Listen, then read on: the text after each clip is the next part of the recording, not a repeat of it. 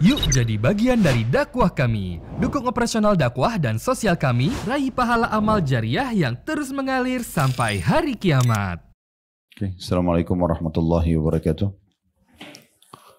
Alhamdulillah, tidak pernah berhenti tentu lisan kita memuji dan memuja Allah atas segala nikmat yang Allah limpahkan kepada kita, terutama nikmat Islam dan iman yang dengannya tentunya kita bisa mengenal siapa pencipta alam semesta ini dan juga siapa pencipta kita serta apa tujuannya kita lahir di muka bumi ini, mana yang boleh kita nikmati dari makanan, minuman, pakaian, pendapatan, pergaulan, dan mana yang tidak boleh.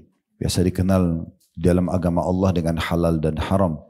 Dan dengan ini tentu kita punya panduan hidup. Dan ini sebuah nikmat yang sangat luar biasa yang harusnya kita syukuri dan kita jaga. Dan Allah berfirman agar kita menjaga nikmat ini sampai meninggal dunia. وَلَا تَمُوتُنَّ إِلَّا وَأَنْتُمْ مُسْلِمُونَ. Dan janganlah kalian meninggal dunia kecuali dalam keadaan Islam. Termasuk kita kumpul di sini, Bapak Ibu sekalian, untuk duduk dan mempelajari kembali apa yang telah diajarkan dan diperintahkan oleh Allah Subhanahu wa taala, bagian daripada mensyukuri nikmat tersebut.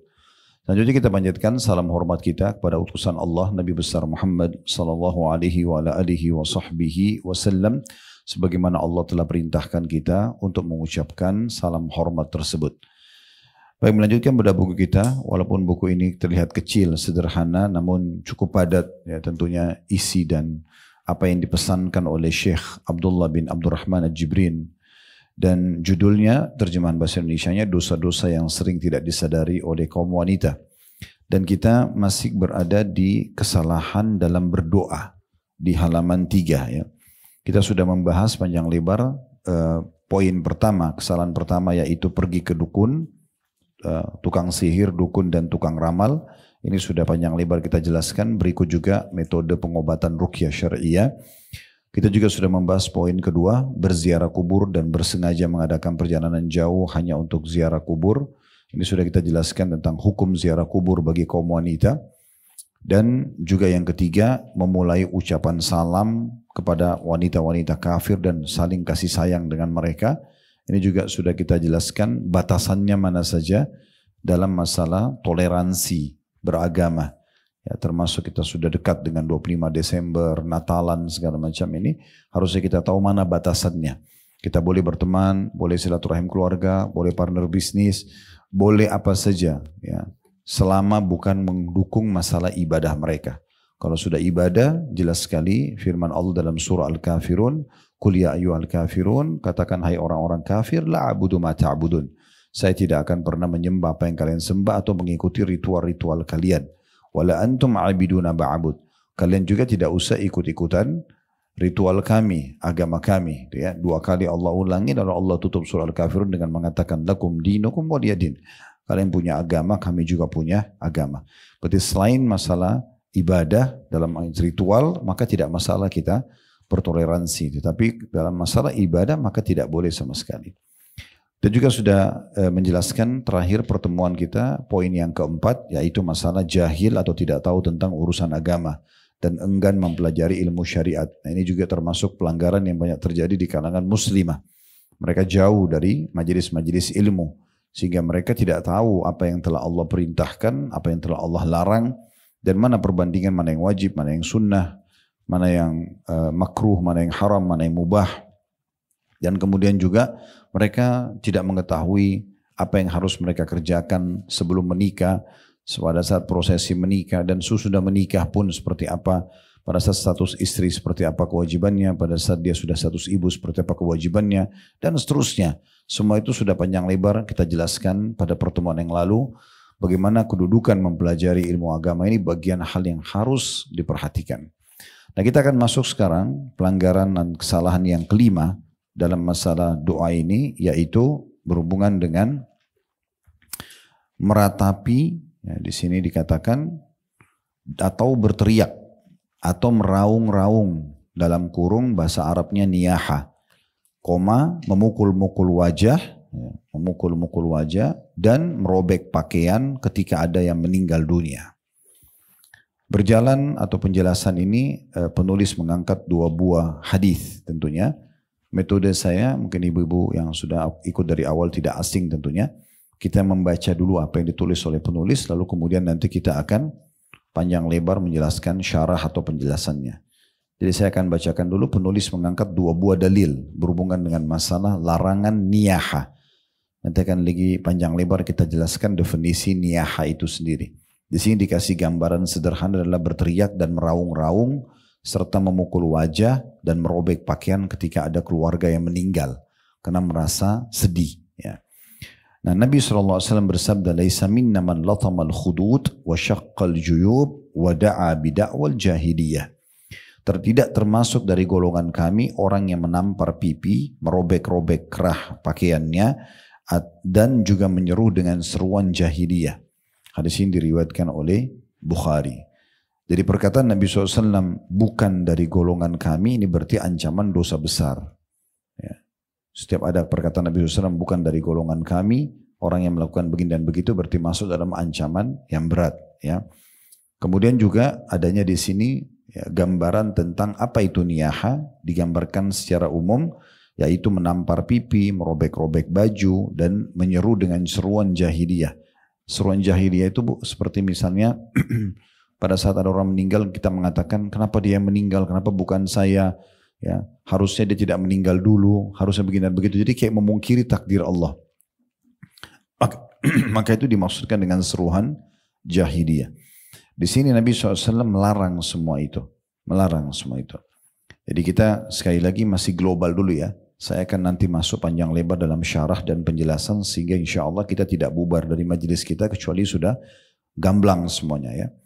Kemudian dalil kedua yang diangkat oleh penulis, hadis riwayat Muslim, sabda Nabi SAW, "An-nahiyatu idza lam tatub qabla mautiha tuqamu yawmal qiyamati wa 'alayha sirbalun min qatiran wa dir'un min jarab."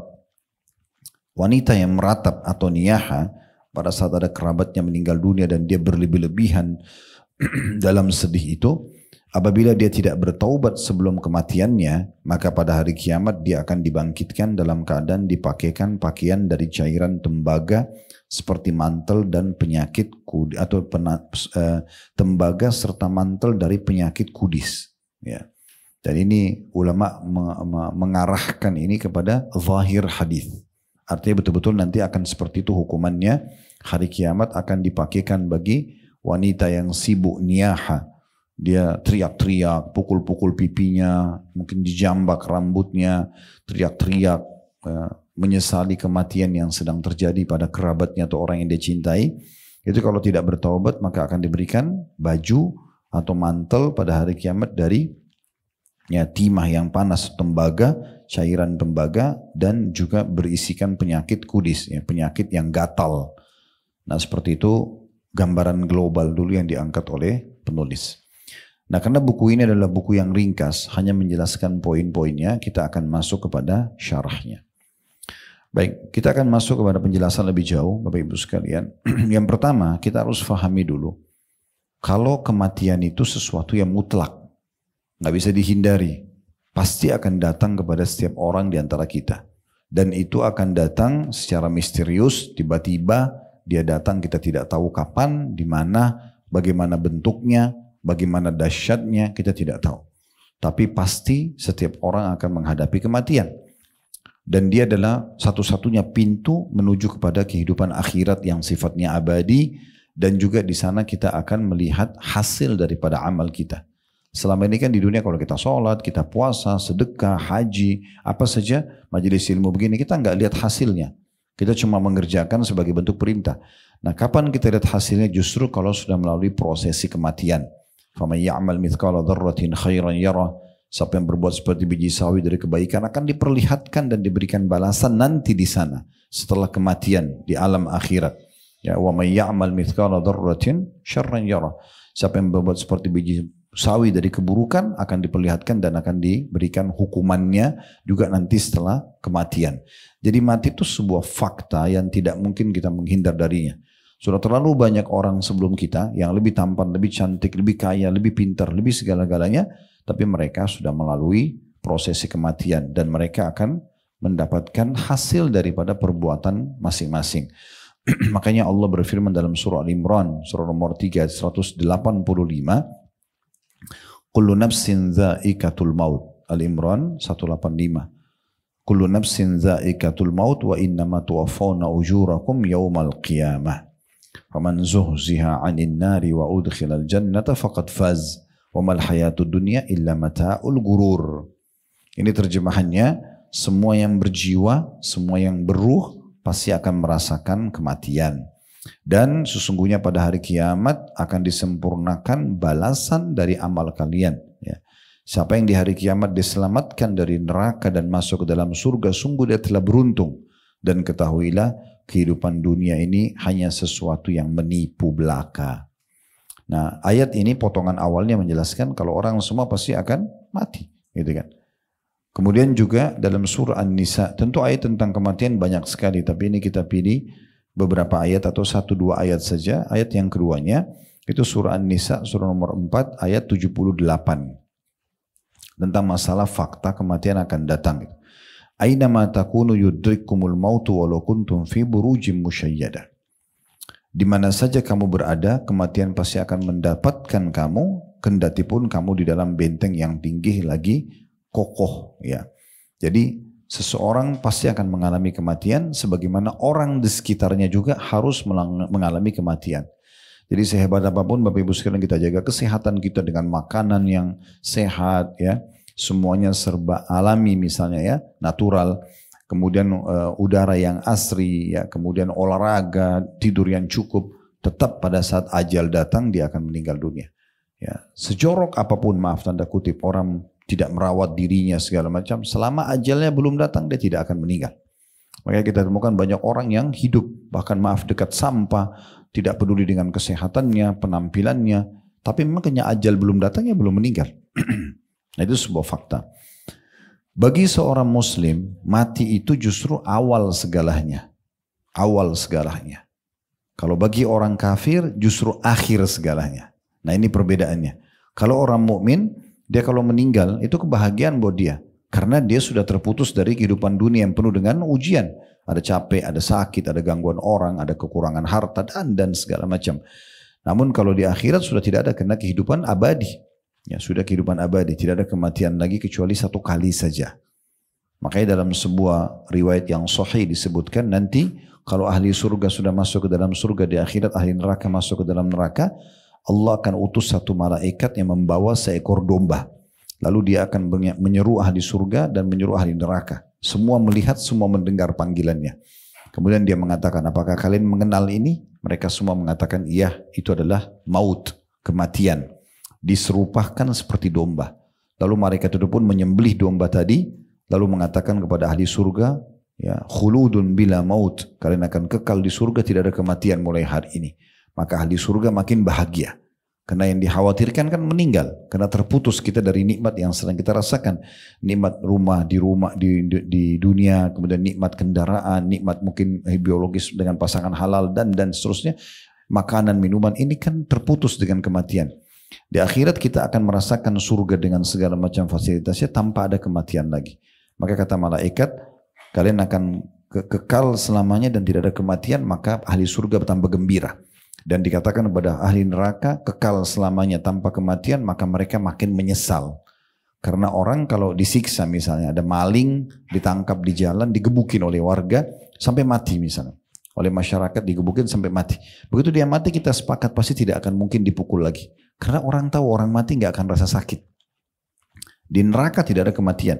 Sehingga orang merasakan siksa itu 24 jam non-stop. Ya, makanya ini penyesalan yang luar biasa bagi mereka yang meninggal dalam keadaan kafir, musyrik, dan juga munafik. Nah, seperti itulah. Nah, tapi saksi bahasan kita adalah bagaimana mati itu pasti akan datang. Mau nggak mau. Cuma bagi orang mukmin dia adalah awal segalanya. Dan dipastikan selama tiket kita sama, iman dan amal soleh kita akan ketemu. Bapak Ibu terpisah dengan siapapun, dengan pasangan hidup, dengan orang tua, dengan mertua, dengan saudara, dengan anak-anak, dengan siapa saja. Kita pasti akan ketemu. Tidak ada istilah tidak ketemu. Karena kita pasti akan dibangkitkan oleh Allah SWT di hari kebangkitan. Yaumal hasyr, ya, yaumal nashr, hari dibangkitkan. Hari din, hari pembalasan yang kita selalu baca dalam Al-Fatihah setiap sholat, Maliki Yaumiddin, Raja pemilik hari pembalasan gitu ya. Dan sekian banyak tentunya nama-nama seperti hari kiamat sendiri, hari kebangkitan artinya. Itu semua pasti akan kita ketemu. Kalau tiketnya sama, iman dan amal soleh sama-sama akan ketemu di surga. Kalau tiketnya keliru, bukan sama misalnya, ya berbeda. Kufur dan pembangkangan maka ke neraka. Yang beriman masuk ke surga, yang kufur akan masuk ke dalam neraka. Oleh karena itu kita harus pahami mati sebuah fakta yang akan didatangi. Jadi tidak perlu kita berlebihan dalam bersedih dalam menghadapi kematian. Karena dia pasti datang, mau nggak mau. Cepat atau lambat, di tempat itu, di waktu itu. Kalau ada orang tabrakan, kepalanya hancur ditabrak kereta api, meledak di pesawat, gak ditemukan potongan badannya, tenggelam di lautan, dicabit-cabit oleh ikan, habis tubuhnya, dengan orang mati di atas ranjang, itu sama saja dalam gambaran Islam. Ya, itu cuma bahan ceritanya manusia saja. Tapi mereka semua melewati satu proses, yaitu sakaratil maut, proses pencabutan ruh. Kalau dia orang beriman akan mudah ruhnya keluar, kalau dia orang kafir akan sulit keluar. Begitu aja poinnya. Ya, jadi sederhana sekali. Makanya waktu Nabi SAW melihat jenazahnya Hamzah radhiyallahu anhu di perang Uhud, hidungnya terpotong, dadanya terbelah, ya itu dalam kondisi betul-betul menyedihkan. Sampai kata Umar bin Khattab, saya belum pernah lihat Nabi SAW sedih sesedih pada saat di Uhud melihat pamannya. Tapi Allah menghibur Nabi SAW dengan Jibril datang menyampaikan berita gembira kalau Hamzah ini adalah pimpinan para syuhada, dan Nabi diperlihatkan bagaimana Hamzah nanti di akhirat pada saat masuk ke surga, yaitu bertelekan di dipan-dipannya di surga. Artinya tidak ada hubungannya antara jasad yang hancur itu dengan nanti dia selamat di akhirat. Bisa saja orang mati dalam kondisi mungkin sangat sempurna fisiknya, masih cantik, masih gagah, masih kencang kulitnya, tapi dia ahli neraka. Ya, karena dia kufur kepada Allah SWT. Bisa saja orang itu justru hancur jasadnya tapi dia ahli surga. Jadi bukan itu tolok ukurnya. Dan juga ada hadis berita gembira kata Nabi SAW. Tidak ada seseorang yang meninggal bayi, janin, baru lahir atau minimal 4 bulan. Kalau 4 bulan lewat itu berarti sudah ditiupkan ruh. Atau meninggal sangat tua. Kakek-kakek, nenek-nenek misalnya 100 tahun, 150 tahun umurnya baru meninggal.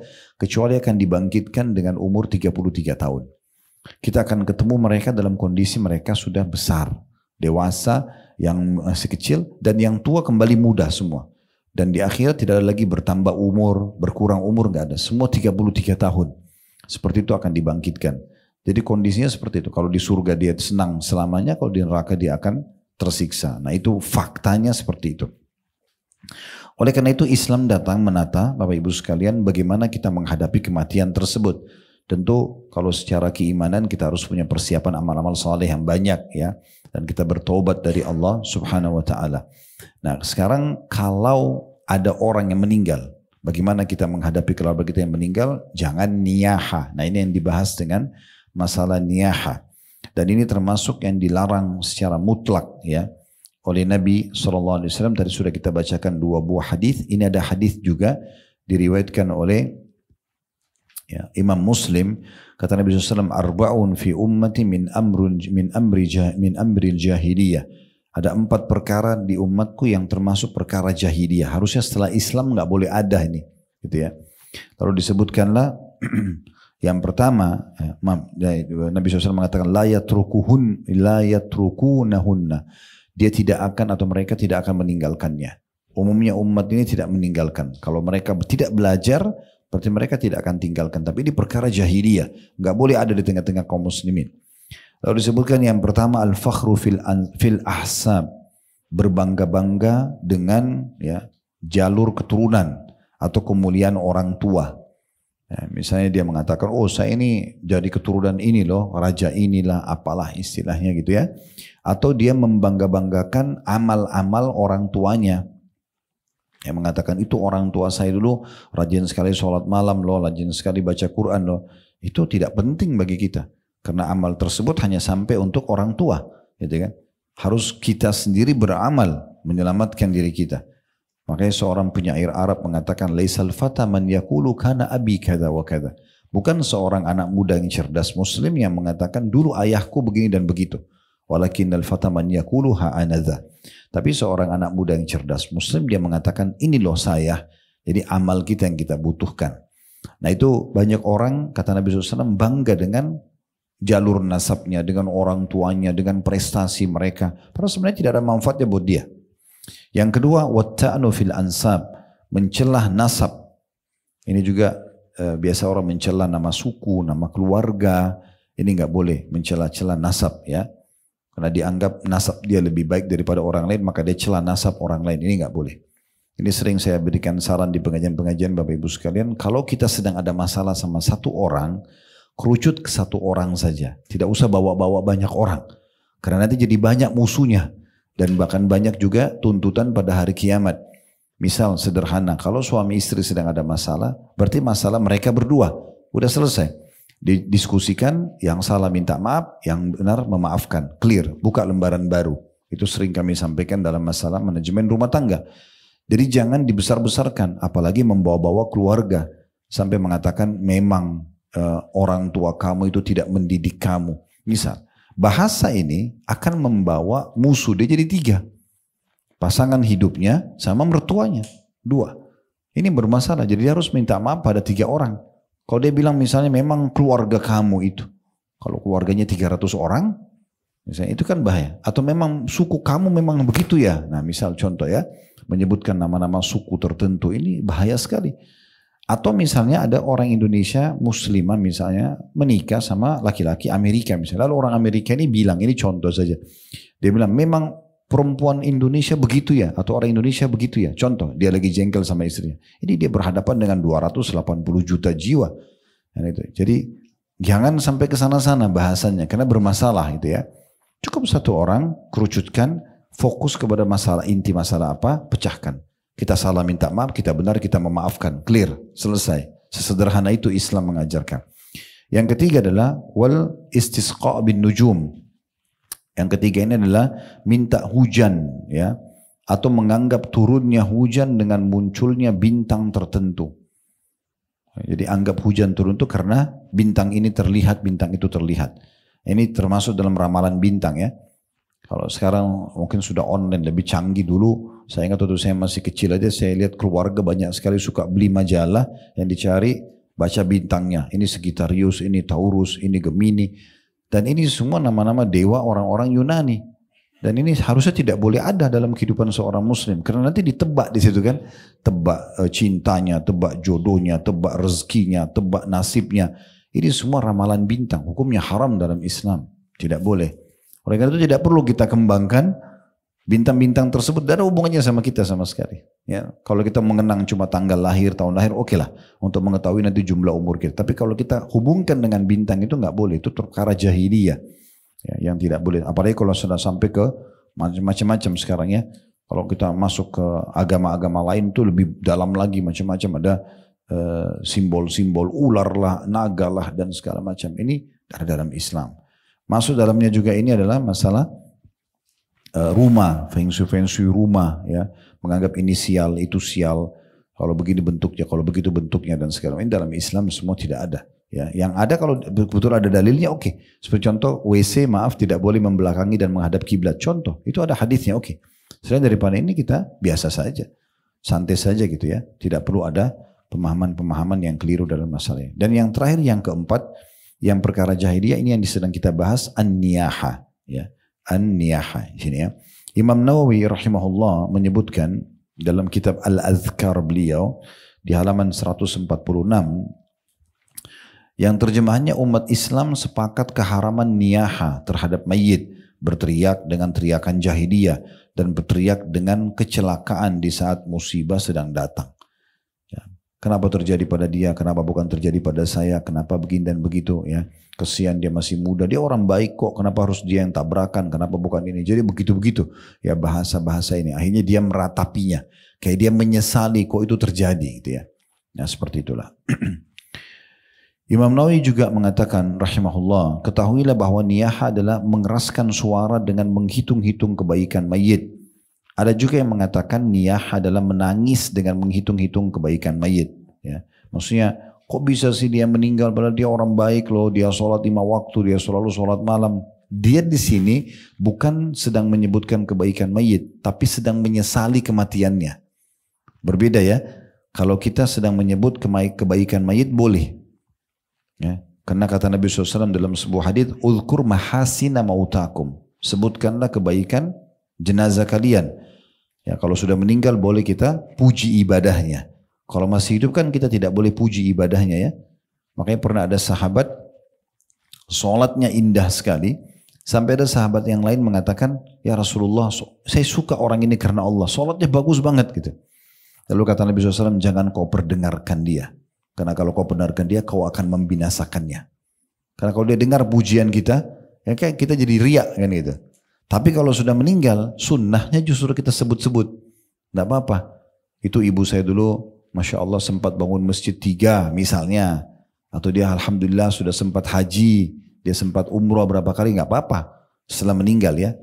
Tetapi yang tidak boleh adalah, kalau kata Imam Nawawi, kalau kita sebut kebaikannya sebagai bentuk penyesalan. Kok orang baik begitu mati sih? Nah gitu. Seakan-akan dia menyesali kematian ini masuk dalam niyaha yang diharamkan gitu ya. Dikatakan oleh beliau lanjutannya, para sahabat kami, maksudnya dalam mazhab Syafi'iyah, mengatakan haram hukumnya mengeraskan suara dengan menangis secara berlebihan. Adapun menangisi mayit dengan tanpa menghitung-hitung kebaikan mayit dan tanpa mengeraskan suara, maka tidak haram. Diambil contoh perkataan atau sikap Nabi Muhammad SAW. Karena Imam SAW punya 7 anak Bapak Ibu sekalian. 3 laki-laki, Al-Qasim, Abdullah, dan Ibrahim. 3-tiganya meninggal masih kecil. Kemudian ada 4 perempuan, yakni 7. Ada 3 meninggal di masa hidup beliau, Ummu Kalthum, Ruqayyah, dan Zainab. Yang meninggal setelah Nabi SAW meninggal itu cuma Fatimah. Dari 7 ini ada 6 orang meninggal di masa hidup Nabi SAW. Nah, waktu anak laki-laki beliau meninggal, dimulai dari Al-Qasim, kemudian setelah itu baru lahir Abdullah meninggal juga, baru lahir Ibrahim meninggal juga. Nah, waktu Ibrahim meninggal, Nabi SAW sempat tetesin air mata. Ya, karena beliau berharap memang anak laki-laki bisa menjadi penerusnya gitu ya. Sebagaimana Nabi Ibrahim pernah berharap diberikan anak laki-laki, lalu lahirlah Ismail dan Ishak dari 2 istri beliau, Sarah dan Hajar, dan akhirnya menjadi generasi penerus dakwah gitu kan, estafet kenabian. Nabi SAW sempat nangis dan para sahabat mengatakan, ya Rasulullah, apakah anda menangis? Netesin air mata tapi tidak bersuara. Kata Nabi SAW, iya, ini rahmat yang Allah masukkan ke dalam hati hamba-hambanya. Artinya ini normal, tapi tidak teriak-teriak. Itu manusiawi biasa gitu ya. Tapi jangan berlebih-lebihan. Nah itu yang dimaksudkan oleh perkataan beliau. Dalam kitab Al-Mawsu' Al-Fiqhiyah Al-Kuwaitiyah, ini salah satu kayak kumpulan fatwa-fatwa ya di Kuwait itu di jilid 42 halaman 49 menerjemahkan niyaha, definisinya adalah tangisan dengan suara keras. Jadi artinya orang kalau cuma suara lembut tidak apa-apa, tapi kalau suara keras yang tidak boleh. Dalam mazhab Hanafiyah, Imam Abu Hanifah mengatakan niyaha adalah tangisan yang disertai dengan menghitung-hitung kebaikan mayit.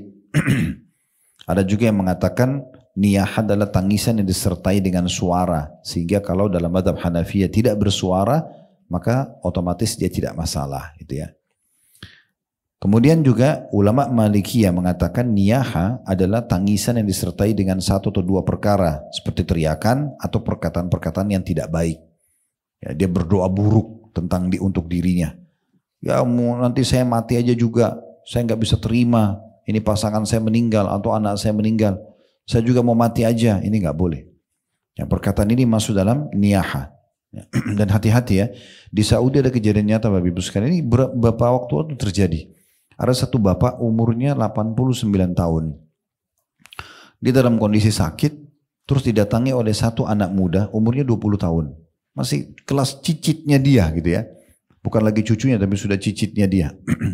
Datang, niatnya si anak muda ini itu untuk menghibur si kakek ini.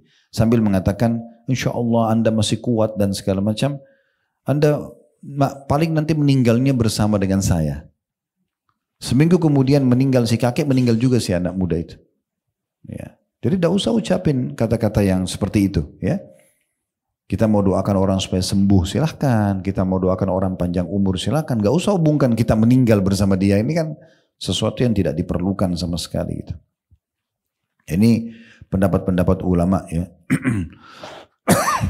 Sementara dalam mazhab Hanabila atau Imam Ahmad, mereka mengatakan bahwa saya niyaha mengeraskan suara dengan menghitung-hitung kebaikan mayit dengan jeritan atau perkataan yang bersajak. Nah biasanya orang-orang Arab itu bersaya kayak syair-syair gitu ya. Dia lantunkan syair sebagai bentuk penyesalan terhadap kenapa mayit ini meninggal dunia. Nah kenapa niyaha itu berbahaya? Karena poin dasarnya adalah dia seperti memungkiri kematian si mayit.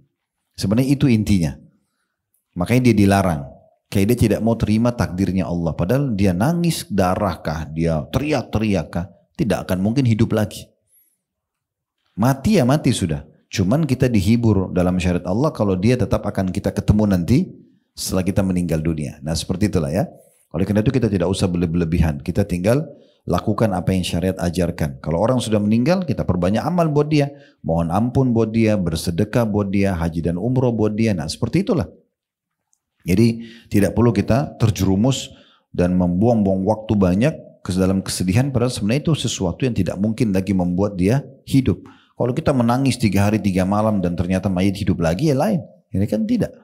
Berarti tidak ada manfaatnya. Tidak akan mendatangkan manfaat. Justru akan mendatangkan ya kemurkaan Allah SWT karena seakan-akan kita pungkiri itu. Kita tidak terima apa yang Allah putuskan. Orang yang niyaha ini terhitung dosa besar. Karena dalam hadis disebutkan itu seperti orang yang kufur ya. Jadi dia dosanya dosa kufur tapi belum keluar dari Islam. Disebutkan dalam hadis riwayat Muslim dari hadis Abu Hurairah radhiyallahu anhu bahwasanya Rasulullah sallallahu alaihi wasallam bersabda, "Ithnatani fin nasi huma bihim kufrun." Ada 2 perkara pada manusia yang menyebabkan mereka sampai pada kufur. Maksudnya tidak keluar dari Islam, Bapak Ibu sekalian, tapi dosanya bobotnya seperti dosa kekufuran. Yang pertama adalah at-ta'nu fin nasab, ya, menghina jalur keturunan orang, mencela nasab orang, ya, suku orang, keluarga orang itu nggak boleh kita hina. Sebenarnya sih kalau kita bicara masalah menghina ini secara umum semua nggak boleh ya Bapak Ibu sekalian ya. Makanya Nabi SAW bersabda tentang hadis riba, bab riba ya. Riba itu 73 level tingkatan. Yang paling rendah sama dengan seseorang berzina dengan ibunya sendiri. Itu saking beratnya riba. Tapi bukan ini kita bahas. Kata Nabi SAW dan level tertingginya, level ke-73-nya, itu setara dosanya dengan menghina dan merendahkan seorang muslim. Jadi berat banget itu ya. Makanya kalau kita lihat kekurangan fisik seseorang, jangan dihina. Ya, apa saja jangan hina. Pokoknya jangan pernah masuk ke bab hina. Kalau tidak ada pada kita apa yang diujikan pada dia, misalnya kekurangan warna kulit, paras wajah, postur tubuh, kedudukan, jabatan, segala macam, kita bersyukur kepada Allah karena kita tidak ditimpa apa yang menimpa dia. Tapi jangan kita masuk ke ranah justru menjadikan itu sebagai ajang untuk menghina. Karena itu termasuk bagian dosa besar yang luar biasa. Karena dia selevel dengan level tertingginya riba. Jadi yang ada 2 perkara pada manusia membawa pada dosa kekufuran. Pertama, menghina nasab. Yang kedua, wanniyahatu 'alal mayyit, atau meratapi mayit. Jadi di sini sebenarnya yang membuat dia dilarang itu karena dia masuk dalam kategori dosa besar sampai pada tingkat seperti kufur walaupun belum keluar dari Islam. Dan sudah kita jelaskan tadi, kita harusnya lebih bisa menerima takdir Allah SWT karena mati sebuah fakta. Lalu kemudian kita tinggal menjalankan syariat Allah SWT. Kalau kita sayang pada mayit, mulai dia hembuskan nafas, sampai kita nanti hembuskan nafas, kita selalu beramal saleh buat dia yang dibolehkan dalam syariat. Memohon ampun, mendoakan, haji dan umroh, sedekah dan seterusnya. Kemudian juga yang tidak kalah penting tadi sudah kita sampaikan ya. Kalau tidak termasuk pengikut Nabi, karena kata Nabi SAW, laisa minna tadi ya, man latamal khudud, wa syaqqal juyub, wa da'a bida'wal jahiliyah, bukan golongan kami, ya orang yang ya, memukul-mukul badan ya, menampar pipi, merobek baju, ya berteriak-teriak dengan teriakan jahiliyah. Dan kata Syekh Muhammad Bugha menjelaskan tentang sabda Nabi SAW, bukan dari golongan kami, yaitu tidak termasuk pengikut agama kami yang mengikuti petunjuk kami. Begitu juga dengan Nabi SAW berlepas diri, tidak mau menganggap dia bagian daripada umat beliau atau tidak mau menolong orang yang niyaha. Sebagaimana disebutkan dari hadits Abu Musa al-Asy'ari radhiyallahu anhu, dikatakan waja'a Abu Musa waja'an faghushiya alaihi. Nah, Abu Musa waji'a Abu Musa waja'an faghushiya alaihi. Bahwasanya Abu Musa al-Asy'ari pernah sakit parah kemudian sampai dia pingsan. Wa ra'suhu fi hijri imra'ati min ahlihi, dan kebetulan kepalanya itu berada di pangkuan salah satu dari wanita dari keluarganya. Fasahatil mar'atu min ahlihi. Kemudian perempuan itu pun berteriak, menjerit. Waktu lihat Abu Musa lemas dan pingsan, kebetulan lagi ada di pangkuannya. Falam yastati' an yarudda alaiha syai'an, dan pada saat itu tidak ada satupun yang bisa, atau Abu Musa al-Asy'ari tidak bisa berbuat apa-apa karena pingsan, dan tidak ada juga orang yang bisa memberhentikan perempuan ini dari teriakannya. Falamma afaq, pada saat Abu Musa sadar dari pingsannya, qala ana bari'um mimma bari'a minhu Rasulullah sallallahu alaihi wasallam.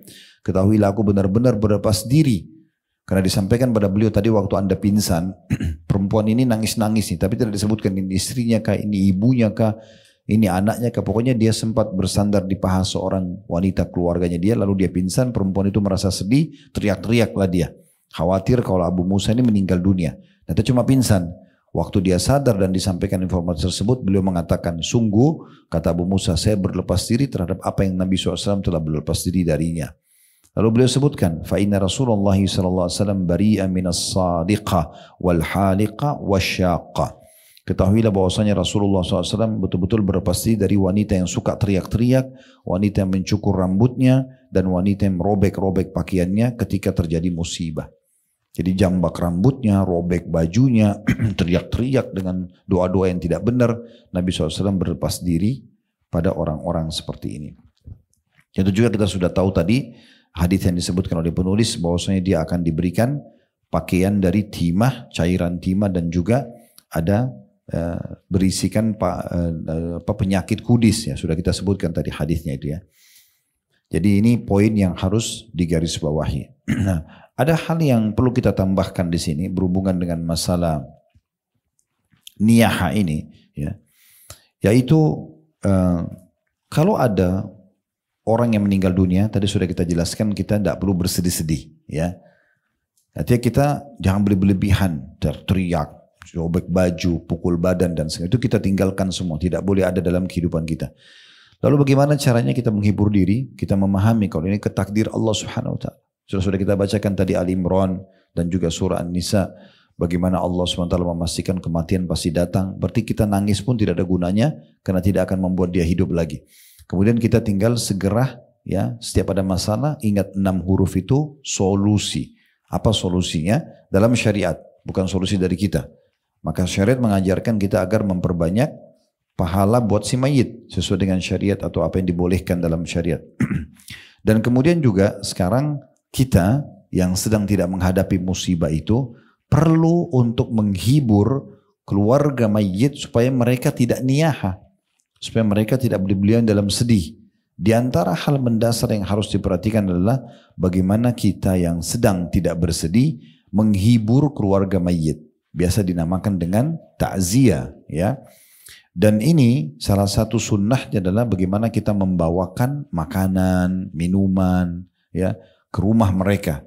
Bukan justru kita duduk-duduk makan di situ, minum di situ. Sudah mereka sedih, mereka yang harus siapkan lagi tenda, makanan, catering dan segala macam lah. Landasan hukumnya adalah hadis Abu Dawud dan Tirmidzi di mana waktu Ja'far bin Abi Thalib radhiyallahu anhu, ini kakak kandungnya Ali bin Abi Thalib, lebih tua 10 tahun, meninggal di perang Mu'tah di Jordania.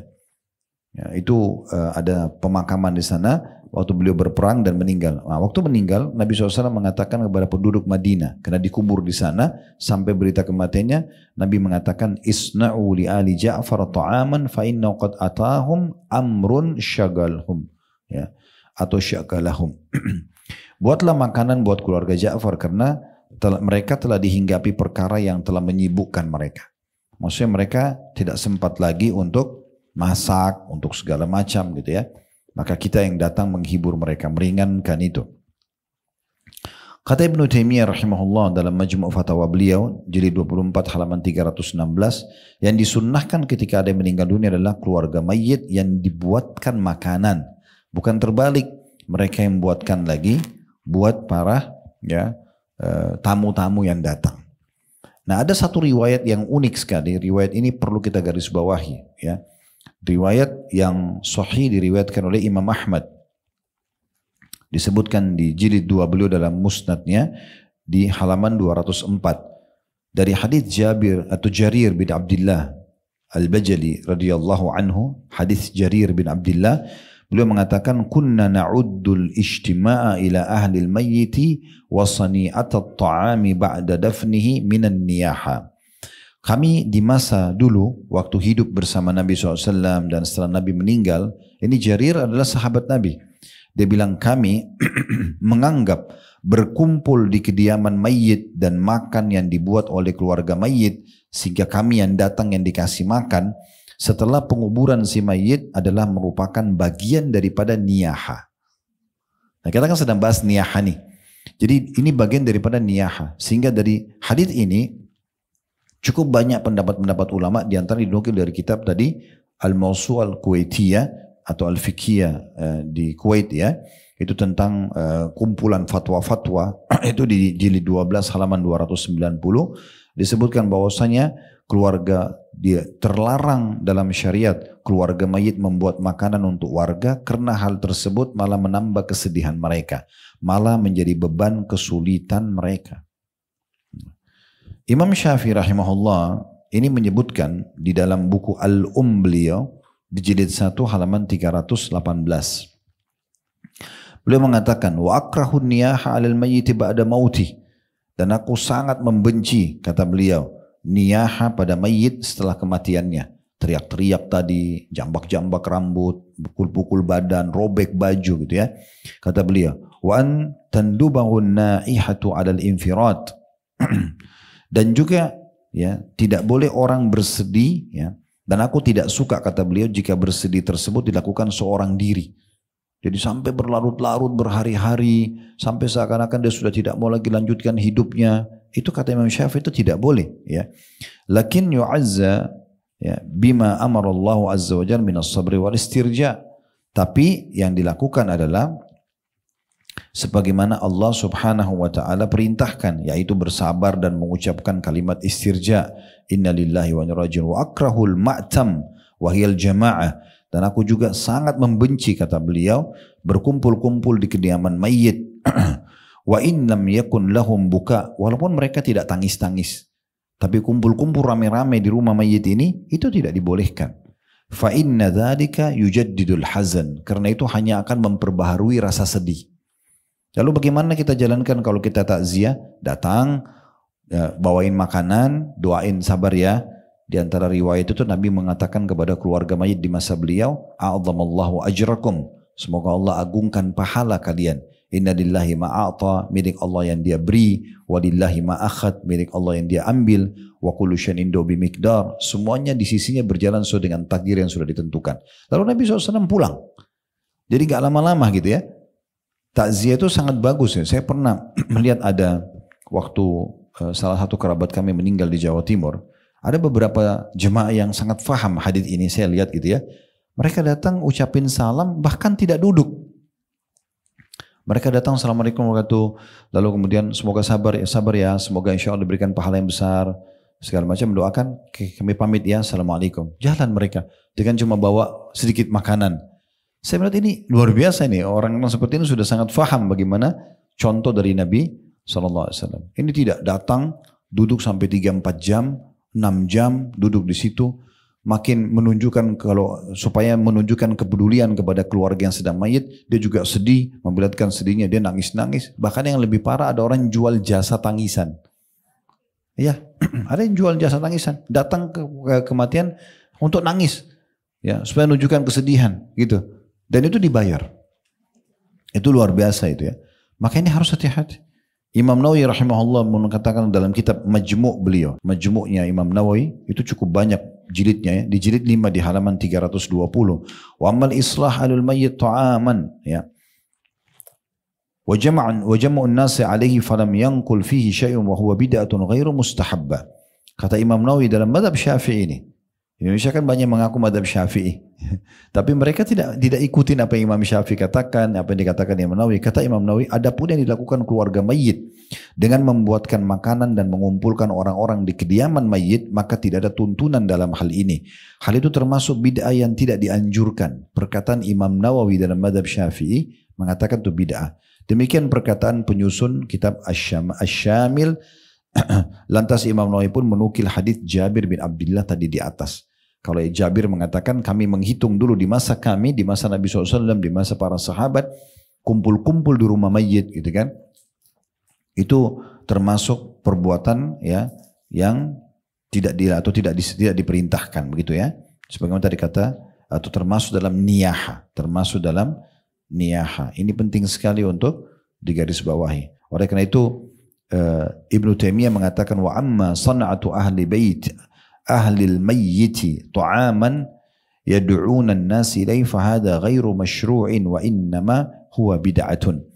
Adapun jika keluarga mayit yang membuat makanan dan mengundang jamaah untuk datang seperti ini tidak ada tuntunan, bahkan termasuk perbuatan bid'ah. Ini perkataan ulama ya, kita cuma dinukil dari Majmu' Fatawa Ibnu Taimiyah jilid 24 halaman 316. Jadi sebenarnya yang sesuai dengan sunnah itu ada batasan-batasan juga. Kita datang tidak berlama-lama, bahkan hanya 3 hari. Dicontohkan oleh Nabi SAW maksimal 3 hari. Jadi 7 hari, 40, 100 ribu, tidak pernah ada sunnahnya. Tidak pernah ada sunnahnya. Tapi dinukil oleh orang dan mengatasnamakan Islam. Disebutkan ya di matan Abi Syuja' atau matan Al-Ghaya wat-Taghrib ya. Ini perkataan wa yu'azza ahlahu ila thalathati ayyamin min dafnihi ya. Dan keluarga mayit ditakziah selama 3 hari setelah pemakaman si mayit ya. Dan ini dinukil dalam mazhab Syafi'iyah. Dalam mazhab Imam Syafi'i seperti itu. Begitu juga dengan mazhab jumhur ulama, Imam Ahmad dan seterusnya, mereka sepakat mengatakan itu 3 hari dalam takziah tersebut. Dan cukup banyak pendapat ulama-ulama dalam masalah ini tentunya yang berhubungan dengan intinya hadis Jarir bin Abdullah radhiyallahu anhu yang beliau mengatakan kumpul-kumpul di rumah mayit, kemudian ngobrol-ngobrol di sana dan segala macam. Ini adalah bagian daripada niyaha, sengaja mengajak orang untuk berkumpul. Ya. Jadi banyak orang juga salah faham Bapak Ibu sekalian, mereka anggap takziah itu adalah untuk mayit. Ini keliru. Takziah bukan untuk mayit, tapi untuk keluarga mayit. Kita sedang menghibur keluarga mayit. Jadi nggak usah zikir di situ, duduk buat ritual, itu nggak perlu, karena bukan untuk mayit. Terus bagaimana dengan mayitnya Ustaz? Mayitnya itu mulai dia hembuskan nafas, sampai kita hembuskan nafas doain terus. Bukan di hari ketiga, hari ketujuh, setiap saat sampai kita pun meninggal. Nah itu sunnahnya, gitu kan? Kita doakan si mayit, bukan di waktu-waktu tertentu. Saya tutup dengan pengalaman, ada pengalaman yang saya pernah ngisi, kebetulan waktu itu kalangan teman-teman artis semua waktu itu, saya ngisi di rumah salah satu mereka, kumpul banyak sekali orang, Insya Allah ratusan orang waktu itu. Kemudian pada saat pulang, karena saya lagi nggak bawa kendaraan, ada satu driver di situ, driver pemilik rumah ya, sahibul baitnya, itu ngantar saya pulang. Terus dia bilang, Ustadz, saya ini bukan Muhammadiyah, bukan NU, saya mau nanya gitu. Saya bilang silakan Pak nanya. Dia bilang minggu lalu ayah saya meninggal dunia. Ini bahasa dia. Dia bilang sama saya cuma berdua di mobil. Dia bilang sama saya minggu lalu ayah saya meninggal. Tapi saya bingung. Saya dihubungi sama kiai dari kampung, ditanya kamu mau ambil paket yang mana? Ya. Terus dia tanya paket apa? Ya paket 3 hari, 7 hari, ya 40 hari itu paket, dijual paket. Ya. Jadi dia tanya lagi, seperti apa maksudnya? Ya kamu siapin uang, saya tinggal datangkan orang. Nanti ada yang mengaji, ada yang berzikir gitu ya. Terus saya belum jelasin hukum, dia bilang begini. Fitrahnya, alaminya orang ini secara alami dia faham gitu ya. Dia tidak tahu hukum, dia baru mau tanya. Terus dia bilang sama saya bingung Ustaz. Kok saya sudah sedih, saya malah dibebankan lagi ya. Sampai kadang-kadang mereka tuh di kampung ada yang jual sawahnya, jual sapinya, utang sama orang. Padahal sebenarnya mereka yang harus dihibur gitu kan. Nah ini hukum syar'i yang benar. Kita harus menyampaikan supaya jangan disalahfahami ya. Juga ada pengalaman dulu mertua kami pernah meninggal di Jawa Timur. Kebetulan saya waktu itu yang urus jenazahnya. Dan kami setelah kuburkan jalankan sunnah Nabi. Berceramah di atas kuburan itu mengingatkan tentang bagaimana prosesi ruh keluar. Nabi SAW sampaikan begitu pada saat ada seorang sahabat yang meninggal. Ruh orang mukmin bagaimana, ruh orang kafir bagaimana, kemudian bagaimana kuburannya jadi taman dari taman surga atau lubang dari lubang neraka. Kalau dia beriman taman dari taman surga, kalau dia orang kafir lubang dari lubang neraka. Hadis yang cukup panjang. Setelah itu kami bilang, insya Allah kalau ada memang sangkutan orang tua kami ini dengan salah satu bapak ibu sekalian atau mungkin bisa disampaikan kepada siapa saja, tolong datang kepada kami. Kalau utang piutang misalnya kita bisa selesaikan, kalau ada kesalahan tolong dimaafkan, dan kami akan buka rumah kami takziah selama 3 hari. Saya subhanallah tidak tahu tradisi di situ seperti apa. Kemudian selama takziah rupanya mereka perhatikan kita tidak ada zikir, tidak ada wirid, tidak ada baca Quran. Kita betul-betul ada tamu datang kita sambut. Kita juga tidak siapin makanan dan minuman. Karena memang nggak memungkinkan pada saat itu dan memang sunnah Nabi untuk tidak kita siapkan kan gitu. Terus ada satu kiai datang kepada saya dan duduk hanya ngobrol. Setelah hari ketiga, dia bilang, Ustaz saya mau bertanya, emang seperti ini sunnahnya? Saya bilang iya. Kok memang, dia bilang gini, kok memang lebih tenang ya? Saya kondisinya kok lebih tenang? Saya bilang ini sunnah Nabi Pak yang kami ketahui. Ya, dan memang ada hadisnya begini, ada hadisnya begini. Saya sebutin hadis-hadisnya. Alhamdulillah beliau bisa faham gitu, merespon itu ya, dan menghargai bagaimana yang kita tentukan di keluarga. Karena mereka tidak seperti itu biasanya. Pasti sudah sangat heboh itu ya selama 3 hari dengan berbagai macam ritual. Bahkan kadang-kadang lebih menanamkan dan menambah kesedihan bagi keluarga mayit. Ya Allahul Musta'an. Allah tempat kita meminta pertolongan. Yang jelas Bapak Ibu sekalian, ada satu konsep dasar. Kita kalau ngikutin sunnah, pastikan Anda dapat 2 hal. Mudah dan murah. Itu pasti. Kalau lawan sunnah, bid'ah, susah dan mahal. Ini orang mati nih. Coba ikutin sunnah. Kain kafan, ya, mandikan, sholati, kuburkan. Kuburannya juga gundukan tanah. Mudah, murah. Coba kalau bid'ah, harus ada bangunan, harus ada lampu, harus ada yang baca ini, harus jadi susah. Kan gitu. Hampir semua begitu. Coba kita terapkan sunnah Nabi SAW, kita akan temukan 2 hal. Mudah dan murah sekali. Semuanya begitu. Tapi kalau sudah bentrok dengan sunnah, itu akan sulit sekali. Sama orang jalankan perintah agama, orang nikah, mudah dan murah sebenarnya. Dia nikah, dia sudah selesai. Dia tinggal jalan. Tapi kalau dia, naudzubillah masuk dalam bab zina, itu akan susah. Akan sulit. Jadi sudah seperti itu hukum Allah subhanahu wa ta'ala. Bahwa